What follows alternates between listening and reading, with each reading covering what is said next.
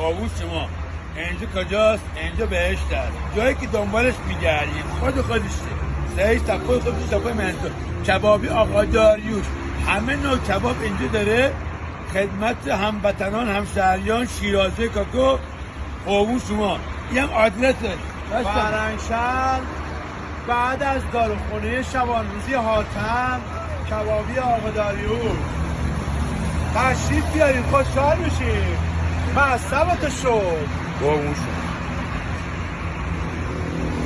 اصلا نگاه کباب با لباتون بازی میکنه. صفای خودتون صفای مریضا.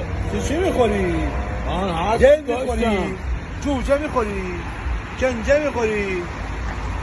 دل میگه شعار میگه دلی دل دلی دل دل دل دل دلی دل دلی دل خوبه؟ خوبی مخلصم. شکری